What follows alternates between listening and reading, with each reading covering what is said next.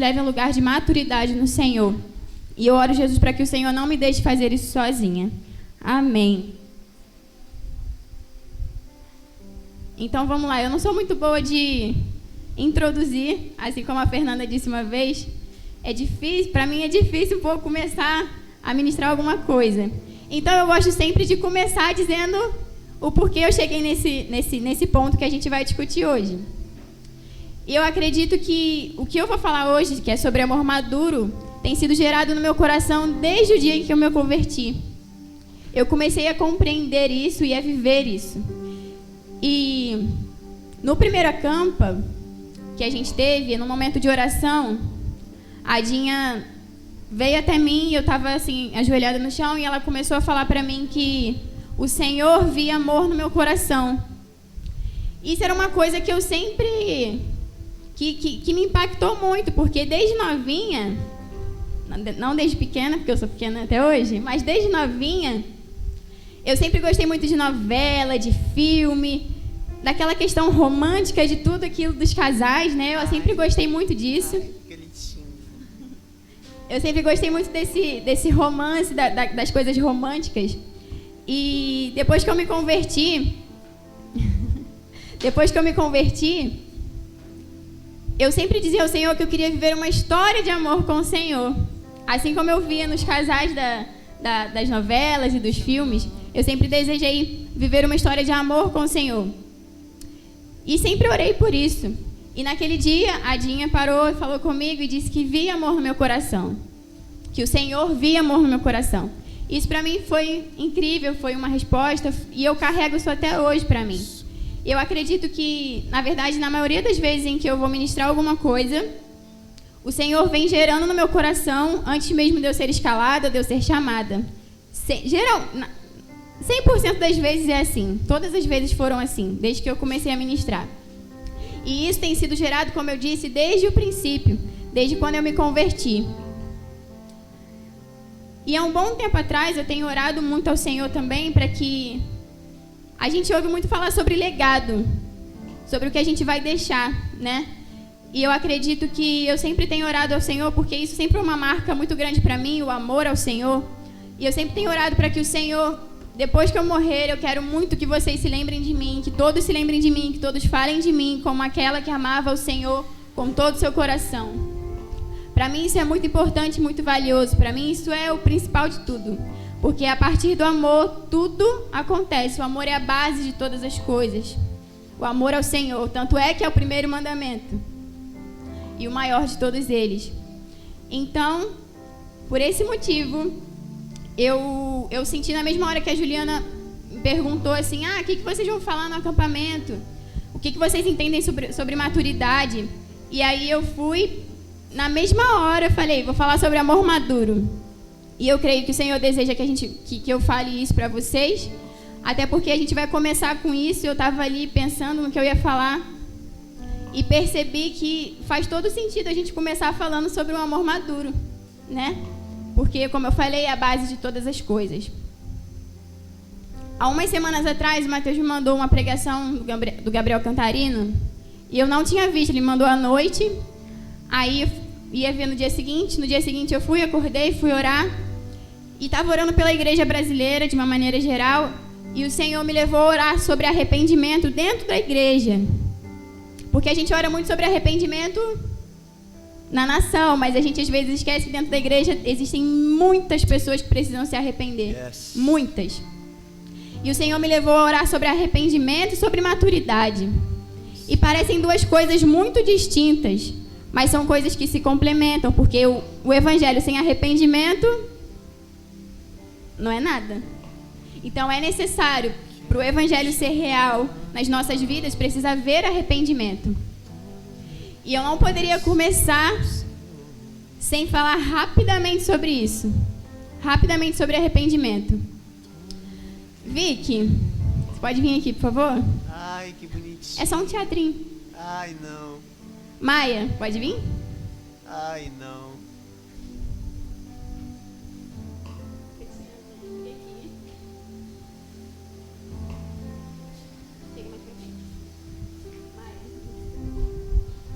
Mais pra frente aqui, ó. eu queria dizer a vocês que a partir de Adão, Adão pecou e toda a humanidade a partir dele foi afastada de Deus.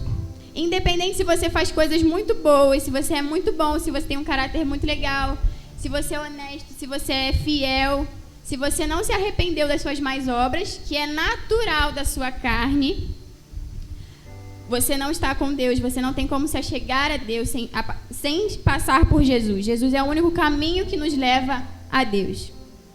Então, rapidamente, a Vitória é a humanidade.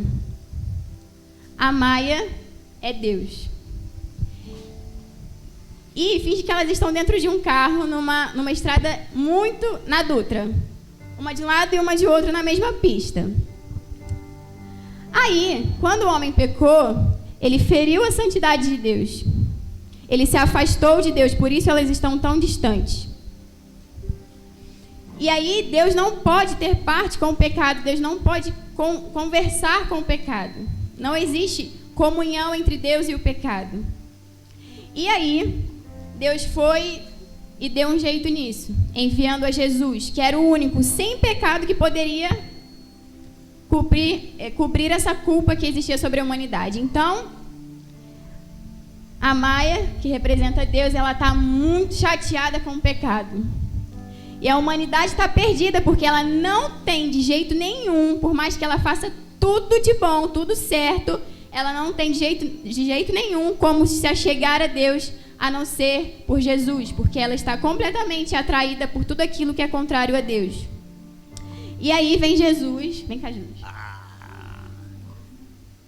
E aí vem chega pra cá. E aí elas estão em alta velocidade na Dutra e elas vão se chocar a qualquer momento. A ira de Deus vai vir sobre a humanidade. Pode vir devagar, mas finge que é rápido. Isso, câmera lenta. E elas estão vindo com toda a velocidade e a ira de Deus vai massacrar a Vitória. Vai, não, câmera lenta mesmo.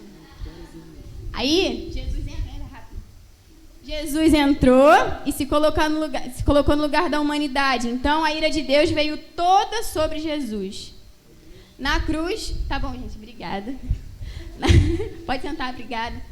Na cruz... Palmas para o teatro. Na cruz, a ira de Deus veio toda sobre Jesus. Então, através de Jesus, que é o único caminho, a única verdade, a única vida, podemos ter acesso a Deus. Então, se você não se arrependeu ainda das suas más obras, hoje é o dia de você se arrepender. Talvez, eu não tô querendo botar medo em ninguém, não. Mas a gente não sabe o dia que a gente vai morrer. E eu até acho que a gente não deve se achegar a Deus por medo de morrer ou por medo de ir para o inferno. Mas eu acredito que existe uma responsabilidade sobre nós, que estamos ouvindo. O sangue de vocês não está mais sobre mim. Vocês estão ouvindo, os adolescentes escutam isso sempre. É verdade. Sempre nas nossas reuniões nós temos batido na mesma tecla. Precisamos nos arrepender. Eu achava que eu era muito legal, muito boa, não fazia nada demais. Mas um dia eu entendi que eu estava diante de um Deus que é santo e majestoso. E eu sou incapaz de estar perto dele porque ele é muito santo. E eu precisava de alguém para me salvar, para ocupar o meu lugar. E esse alguém é Jesus. Então, você não vai conseguir se chegar a Deus por suas obras. As obras, elas são, sim, uma revelação de que você é salvo, porque um salvo, uma pessoa que pertence a Jesus, ela sim precisa ter boas obras. Mas uma pessoa que tem boas obras, necessariamente ela não é salva, porque a salvação ela vem somente por intermédio de Jesus. Amém? Nem comecei, foi só para não deixar passar isso, porque eu entendi da parte de Deus que... nem terminei de falar. E eu estava orando pelo arrependimento e no dia seguinte eu fui ver o vídeo, a pregação do Gabriel Cantarino, e ele falava justamente sobre isso, sobre o evangelho sempre vir acompanhado de arrependimento. Porque não existe evangelho sem arrependimento. Amém? Amém. Então tá. Abra comigo em Hebreus, capítulo 5. Isso aqui não vai dar certo.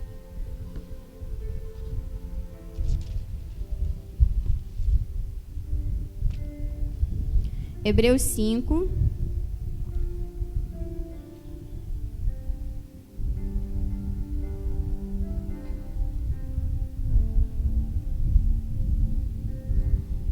Hebreus é lá para o finalzinho, gente, bem para o final mesmo.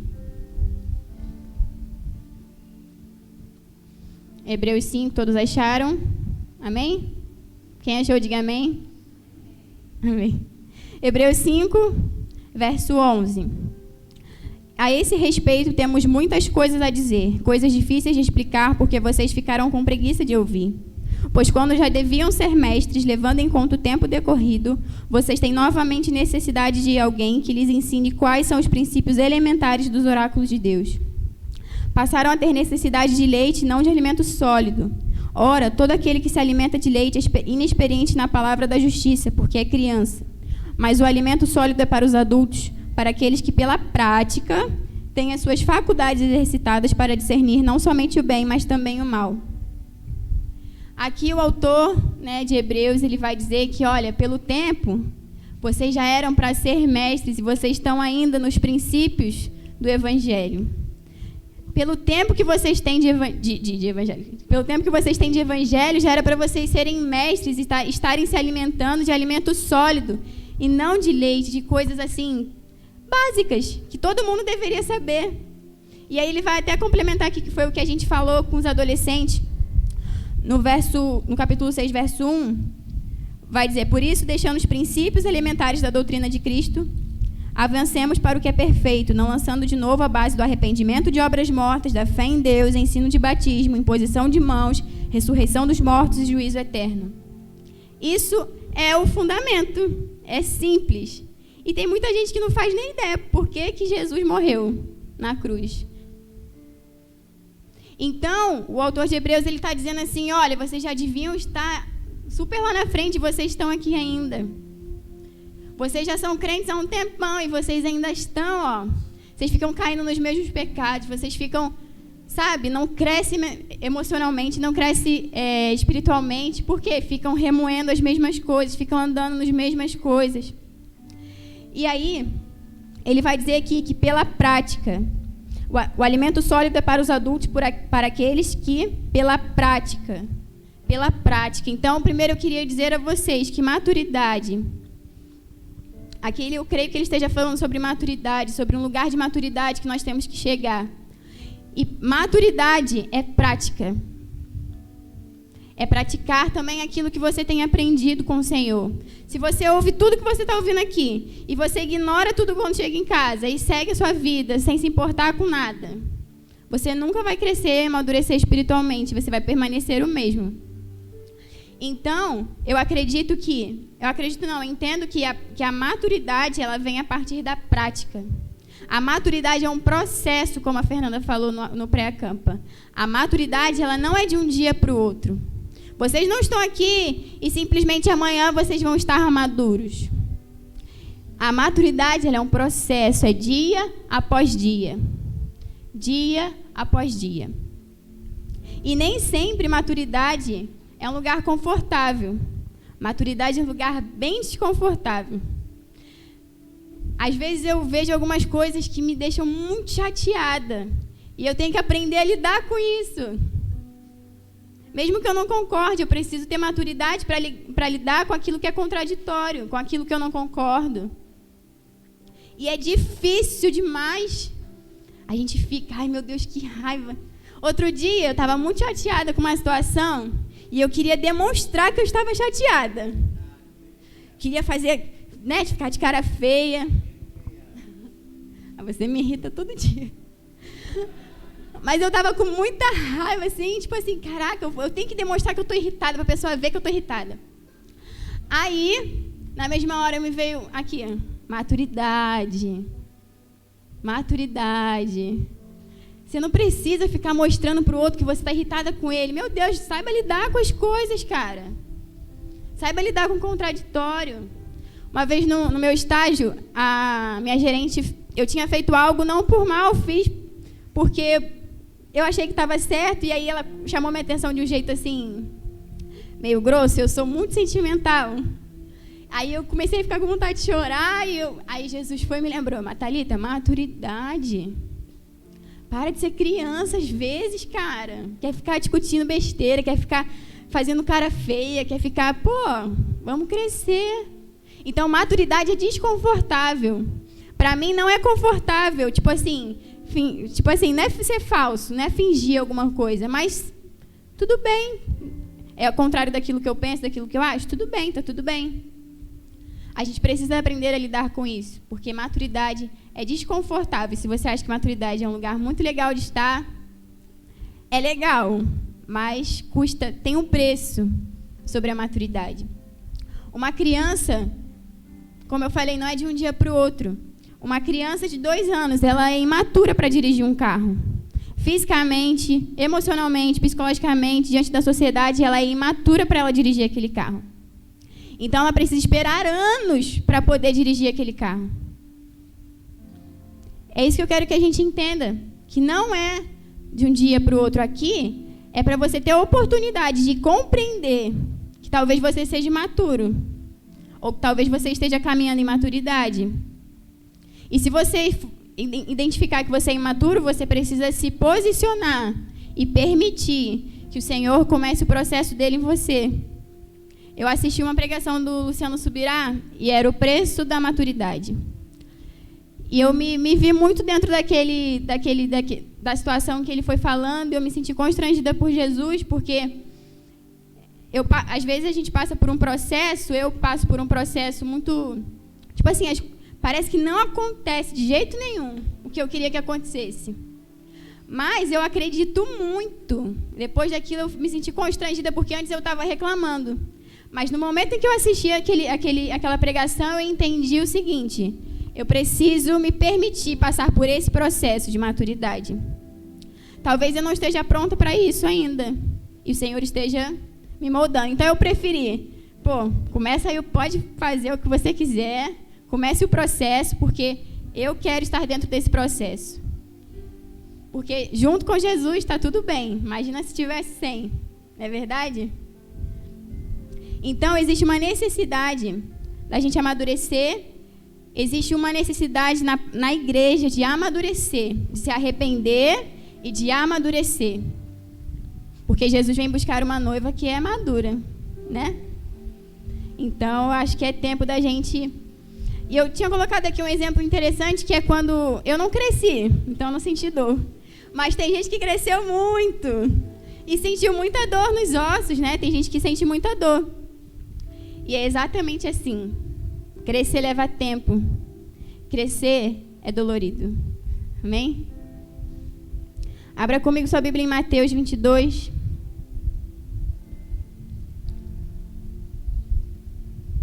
Mateus 22, 37.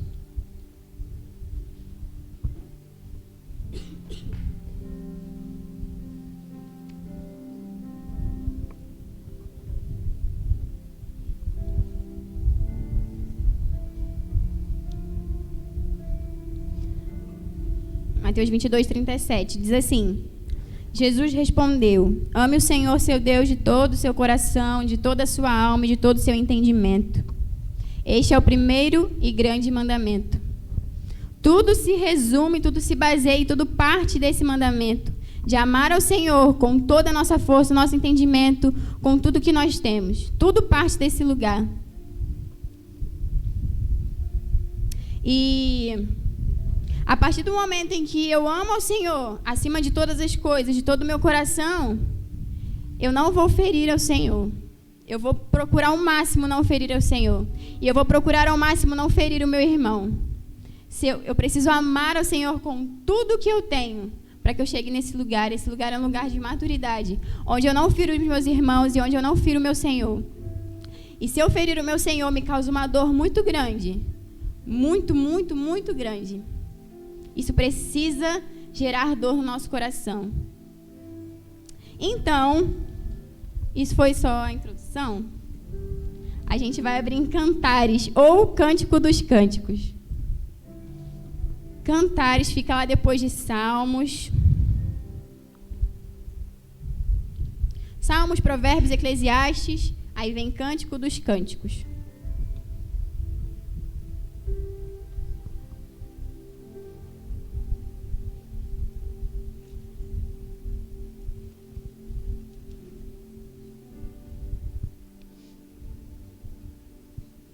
Salmos, Provérbios, Eclesiastes, Cântico dos Cânticos, só para vocês acharem melhor, se for o caso. Esse é um livro que eu acho que tem um pouquinho de preconceito dentro da igreja, porque se trata de um livro que fala fala sobre um relacionamento de um homem e de uma mulher. Mas esse livro, ele pode ser interpretado de duas formas, de forma alegórica e de forma literal. A literal é exatamente a que está escrito, que é um homem e uma mulher. Mas na forma alegórica, muitos judeus acreditam nessa forma alegórica e tem esse livro como alegórico mesmo, representando o relacionamento de Deus e de Israel. E eu queria muito que a gente enxergasse ele hoje de forma alegórica também, como Cristo e a igreja, como Cristo e você, porque eu queria que a gente entendesse isso de forma individual, porque quando estamos juntos isso se torna um coletivo. Então tome isso como algo individual também para você. E aí, a partir disso, cada um fazendo o seu trabalho, a gente se torna uma igreja madura em amor ao Senhor. Esse livro ele tem 4 partes, se alguém quiser anotar. É só uma informação, assim, não existe nada...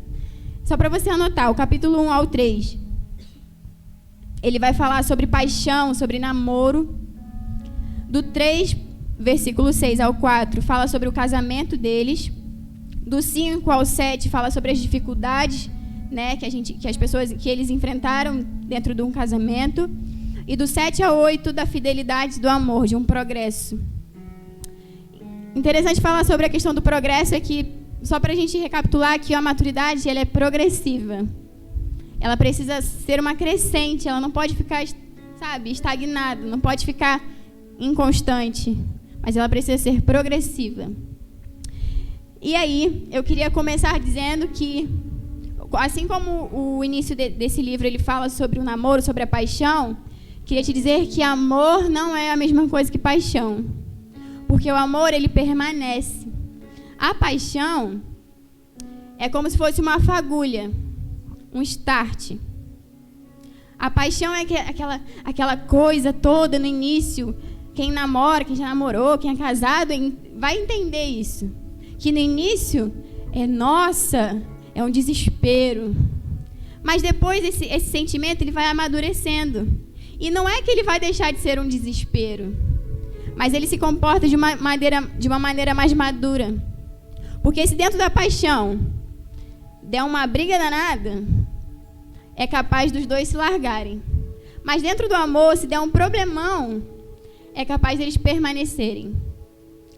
Na paixão, pode ser que um casal que enfrente algum problema de saúde, um deles seja abandonado. Mas no amor maduro, o casal permanece junto, um cuidando do outro. E eu acredito que o Senhor, sim, a gente precisa ser apaixonado pelo Senhor. Mas isso precisa vir acompanhado do nosso amor ao Senhor. O amor ao Senhor precisa ser a base do nosso sentimento e não a paixão. Porque a paixão é algo que é emotivo, acredito eu. O amor é uma escolha, é uma decisão que a gente tem. A paixão, ela... Tem dia que eu estou sentindo, tem dia que eu não estou, tem dia que está tudo bem comigo, tem dia que eu não estou bem. Isso não quer dizer que Deus não está comigo, isso não quer dizer que eu não pertenço a Jesus, isso não quer dizer nada. Então, se a gente andar em paixão, somente em paixão por Jesus, a gente vai ser inconstante. Porque um dia a gente sente que Jesus está com a gente sente a presença de Deus, a gente está apaixonado. Mas aí, chega algum problema, alguma situação, alguma oferta, alguma coisa, e a gente vai lá rapidinho. Obrigada.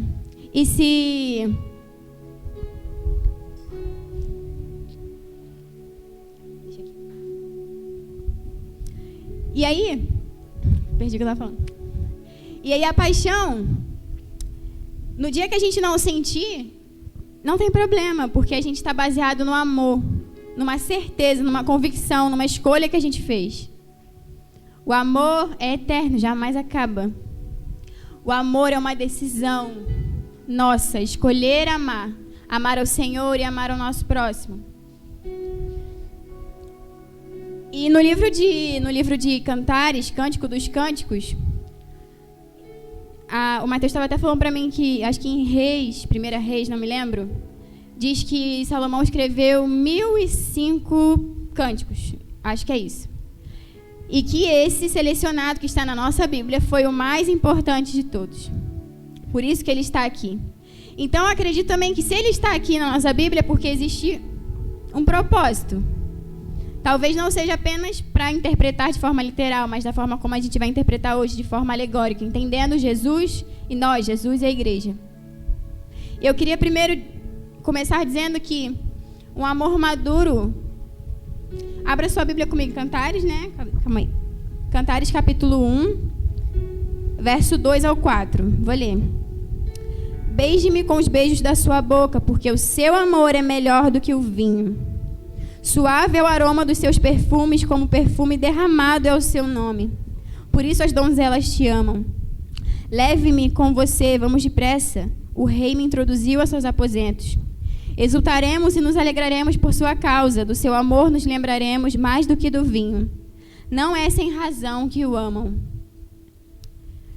Aqui, eu queria dizer, no primeiro momento aqui, um amor maduro é um amor que entende que Jesus é a principal fonte de prazer que a gente tem. Alguém que tem um amor maduro entende que aqui a noiva está falando assim, porque o seu amor é melhor do que o vinho. O vinho naquela época ele representava alegria, prazer, diversão, satisfação. E ela vai dizer que melhor era o amor do seu amado do que o vinho. E Jesus, ele não é melhor do que as piores coisas. Jesus não é melhor do que beber. Jesus não é melhor simplesmente do que sexo. Jesus não é melhor simplesmente do que pornografia. Jesus é melhor que isso, muito mais que isso. E Jesus é melhor que as melhores coisas que existem. Mesmo até as que são dele, Jesus é melhor e seu amor é melhor do que tudo que é melhor nesse mundo. Então, uma pessoa madura que tem um amor maduro pelo Senhor entende que ele é a sua principal fonte de prazer e de satisfação.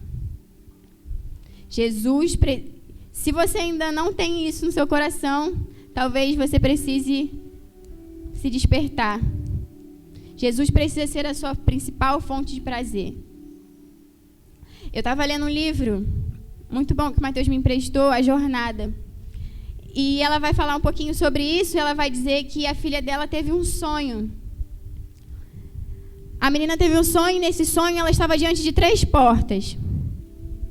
Uma, eu não me lembro direito a primeira, mas eu acho que era tipo um campo, uma piscina, você lembra? Era isso, né? Não, isso eu sei. O outro que eu não estou lembrando. Tinha um que eu não me lembro que era. Tinha um que era Jesus, quando ela abria a porta. E na terceira porta tinha brinquedos. Muitos brinquedos, bonecas. E essa menininha no sonho, ela abriu a porta dos brinquedos e entrou. E aí ela brincou. E a menina acordou, né, do sonho, foi direto na mãe e começou a chorar. Uma menina, se eu não me engano, de 8 anos de idade. Ela foi diante da mãe e começou a chorar. E falou que ela tinha tido esse sonho e que ela tinha escolhido a porta dos brinquedos. Os brinquedos são um problema? Não. Mas o que estava diante dela era os brinquedos e Jesus. E ela preferiu abrir a porta dos brinquedos. E uma criança de 8 anos de idade estava em prantos, porque no seu sonho ela tinha trocado a pessoa de Jesus. Isso é muito importante para a gente compreender.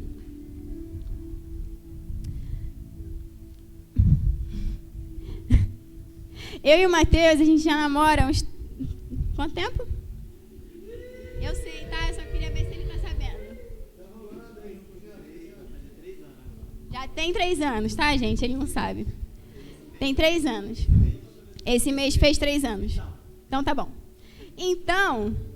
No início do nosso namoro, eu não estou falando que isso aqui é regra. Isso aqui não é doutrina para vocês. Estou dando um exemplo. No início do nosso namoro, a gente não se beijava. A gente não se beijou até depois que a gente começou a namorar. Depois a gente começou a beija e tal. E a gente percebeu que não era saudável pra gente aquilo. E a gente não combinou da gente não se beijar mais. Não combinou, não foi nada sentado e conversado, a gente não vai mais fazer isso. Não. Simplesmente a gente foi...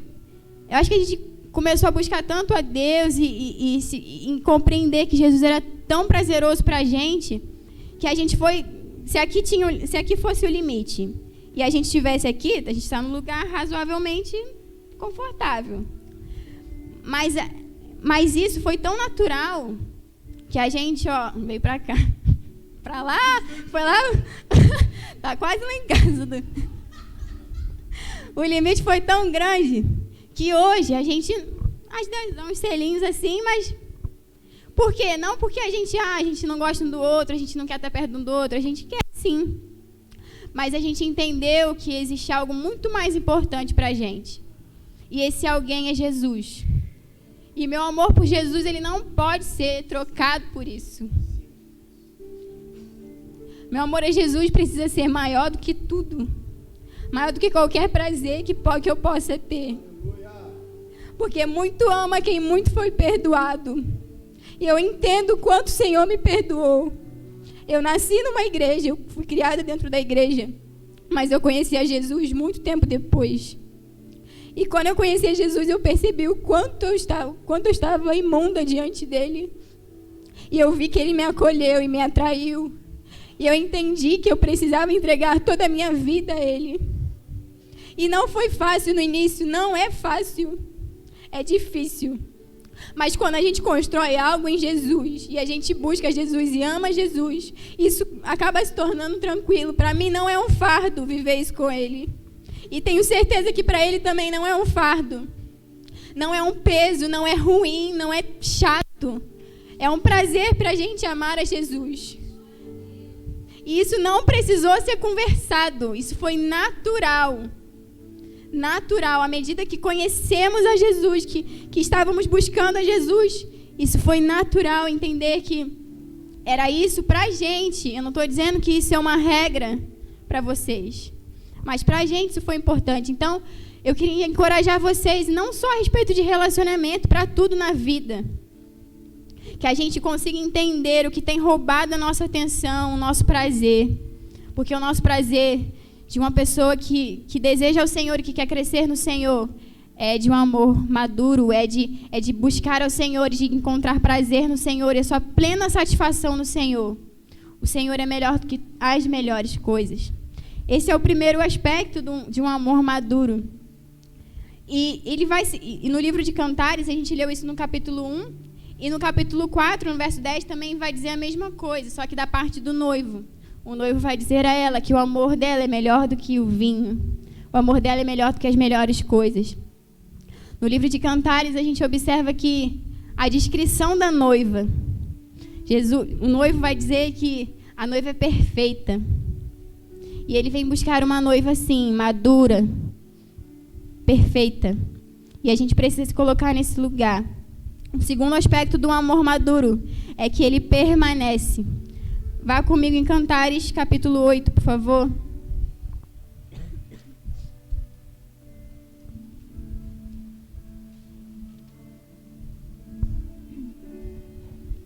Cantares 8.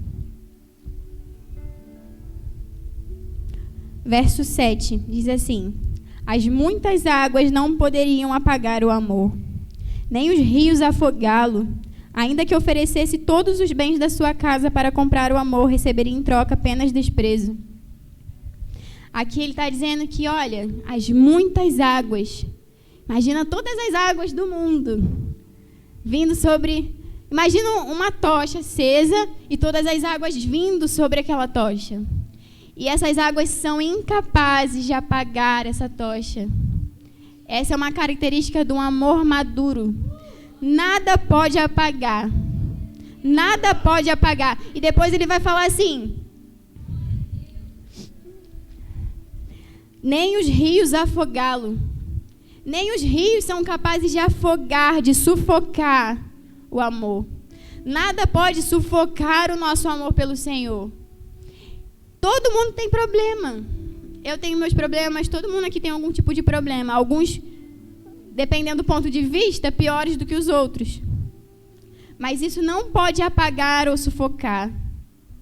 As questões de fora, externas, não podem apagar e sufocar aquilo que eu tenho com o Senhor. Em Cantares, ainda em Cantares, ele vai dizer que a noiva tem os olhos como de pombas. E sabe o que significa isso? Porque a pomba ela só consegue estar com olhar em uma direção. E ele fala isso a respeito da noiva. Então, a igreja do Senhor precisa estar com os olhos fitos em Jesus.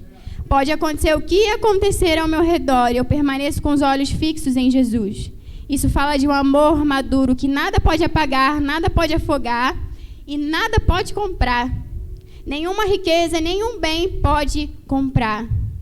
Ele vai dizer aqui de novo, no final ele vai dizer: ainda que alguém oferecesse todos os bens da sua casa para comprar o amor, receberia em troca apenas desprezo. Nada pode comprar. Nada. Eu ouvi o pastor Lucinho disse uma vez, estava dando um exemplo de os mergulhadores. Teve um tsunami em algum lugar aí que eu não me lembro onde foi. E existiam alguns mergulhadores dentro do mar, mergulhando, né? E aí, aconteceu o tsunami e tal, e eles estão mergulhando, tranquilo. Depois eles foram, né, para a superfície e identificaram que estava tudo destruído. Mas eles lá dentro, eles não tinham sentido absolutamente nada. E eu entendi que a gente precisa estar mergulhado no Senhor.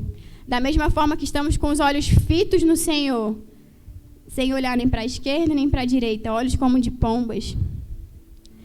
Mergulhados no Senhor, onde pode acontecer o que aconteceu.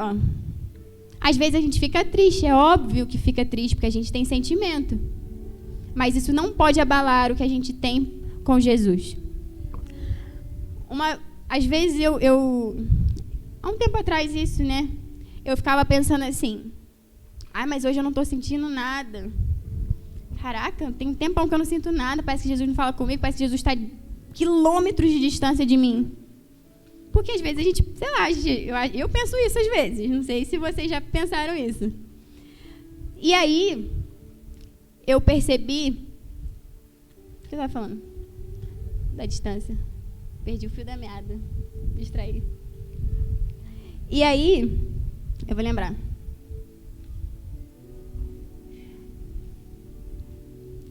E aí a gente acha que está a quilômetros de distância de Jesus. Mas a gente não pode se basear por aquilo que a gente está sentindo. Lembrei. Eu li para você, lembrei. É porque ele falou isso também um dia lá na igreja. Que é só a gente parar e pensar assim: caramba, se eu tivesse a possibilidade de pecar contra Deus, de fazer algo contra Deus, de desobedecer a Deus, eu faria? Jamais.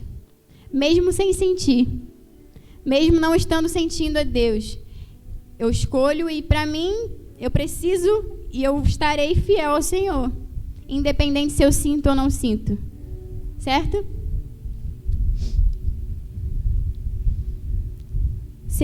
Terceiro ponto. Primeiro, a gente entendeu que o amor maduro é aquele que entende o Senhor como seu maior prazer. O segundo ponto é que a gente entende que é um amor que permanece, independente do que aconteça. E o terceiro ponto é um simples demais. Amor é obediência ao Senhor. Abra comigo em João 14.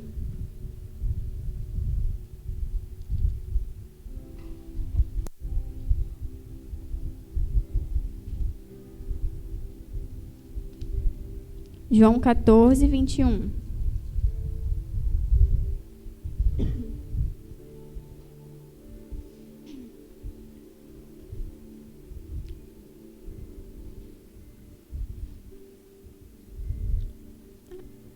Amém?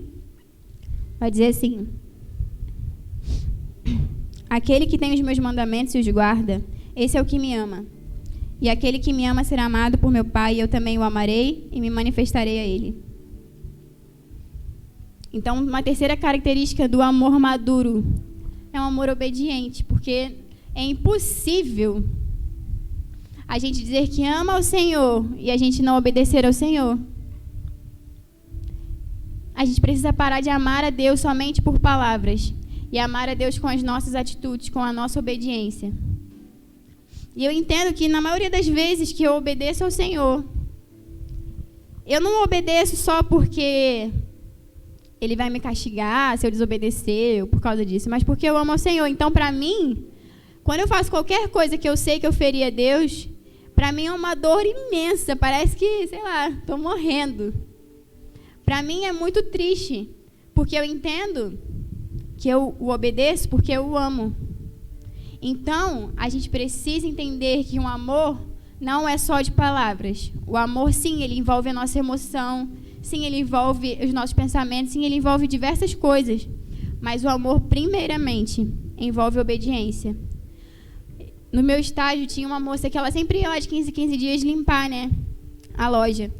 E a gente estava conversando e tudo mais, e aí eu fui e falei assim... Ela estava falando alguma coisa, eu não me lembro exatamente o que ela estava falando, mas ela estava falando alguma coisa assim que o menino falou assim, não fala isso perto da Thalita não, que ela é bebê. Todo mundo acha que eu sou bebê, porque eu tenho carinha de criança pequena. Tipo assim, acho que eu sou... não posso falar nada perto dela. E aí ela falou assim, não, mas ela é madura. Eu falei, eu sou madura e eu amo a Jesus. Tipo assim, porque era um assunto assim que não era muito agradável. Falei, sou madura e amo a Jesus. Isso não vai me influenciar de forma alguma.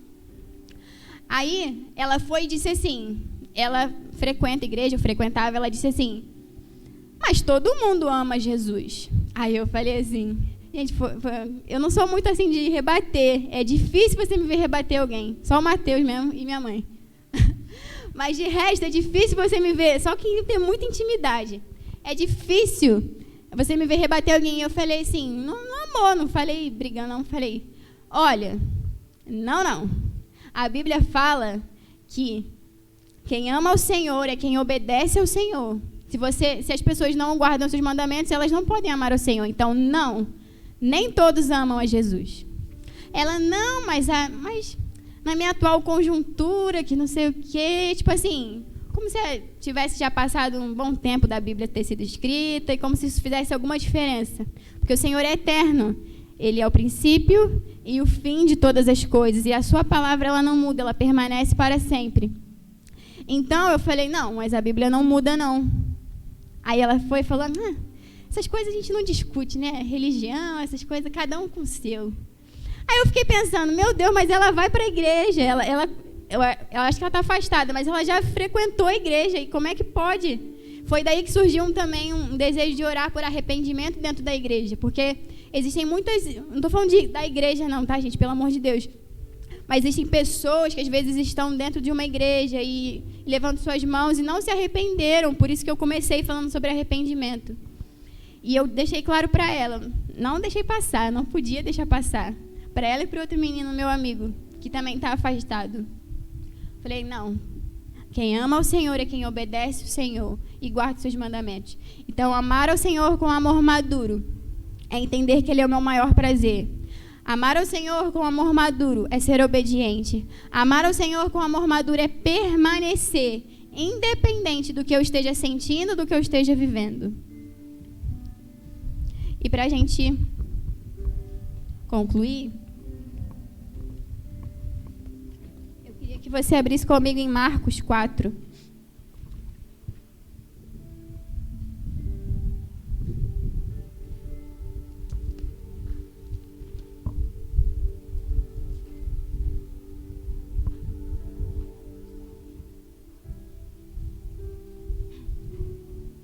Marcos 4, 26.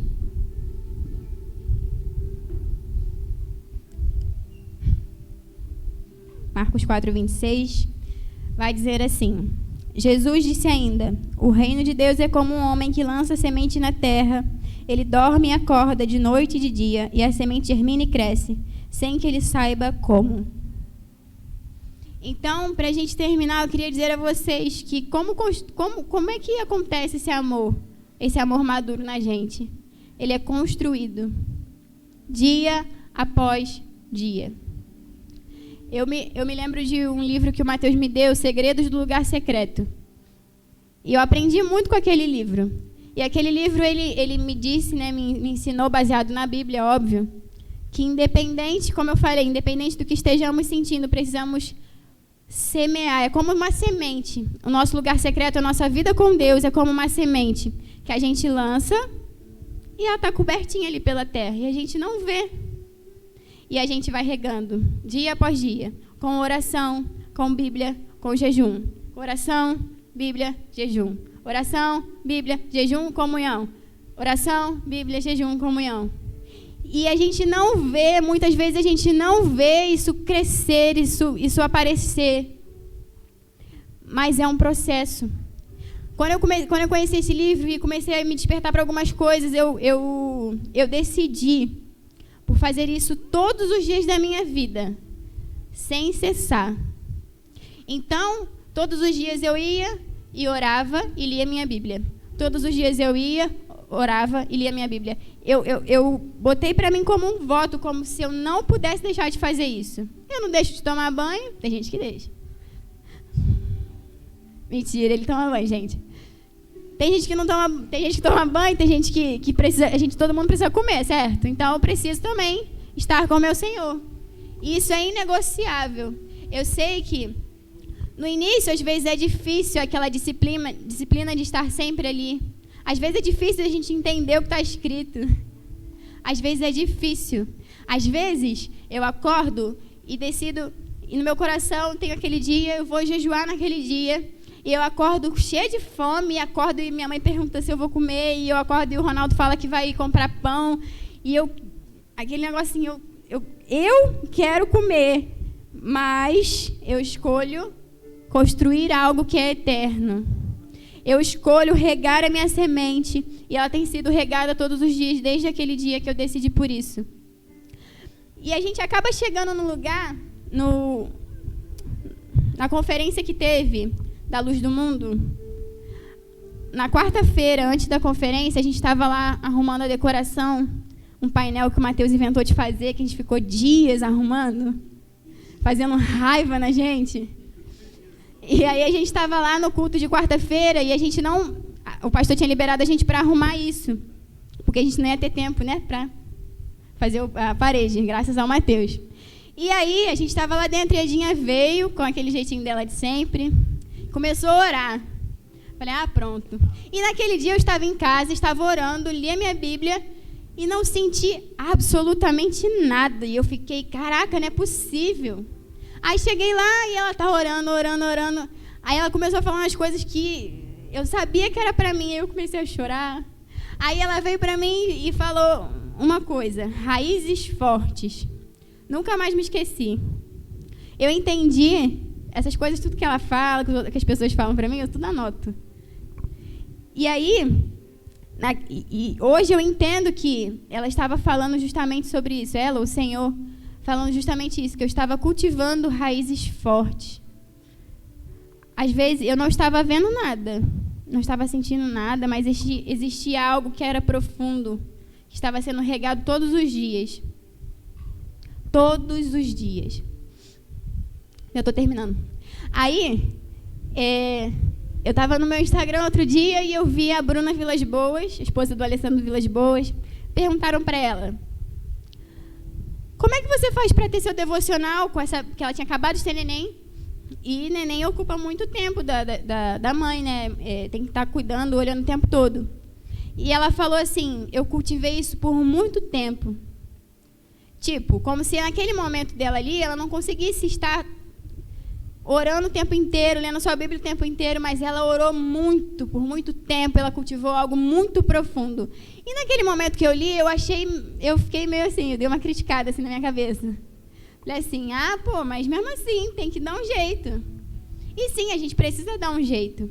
Mas eu entendi hoje que tem dias que a gente não tem, realmente o nosso dia é totalmente atarefado, mas a gente precisa chegar em casa pelo menos e falar, lê um versículo, fala alguma coisa com o Senhor, não deixe de fazer isso. Mas se você for perceber em alguém que é imaturo ainda, se esse alguém imaturo ainda fizer assim, ele pode ficar inconstante. Mas alguém que construiu algo maduro no Senhor entende que existe algo dentro dele que é profundo, que é forte, que é firmado em algo que é eterno. Então, eu entendo que o amor maduro ele é algo construído. construído ao longo do tempo. Pode demorar meses, anos, a vida inteira até. Eu nem estou muito certa de que alguém vai ser maduro plenamente aqui. Mas se a gente não for ser plenamente maduro aqui, a gente vai ser plenamente maduro lá no céu. No céu, aqui, não sei, depende do ponto de vista também. Depende da linha. Então, era isso que eu queria deixar com vocês, que um amor maduro, ele precisa entender o Senhor como seu único prazer, precisa entender que precisamos permanecer independente do que aconteça, e o amor maduro é um amor obediente. E ele é construído dia após dia, regado, mesmo que a gente não veja, é como uma semente plantada, que vai até crescer e crescer e crescer e crescer. Mesmo que você não esteja vendo, permaneça no Senhor, buscando ao Senhor e amando ao Senhor. Amém?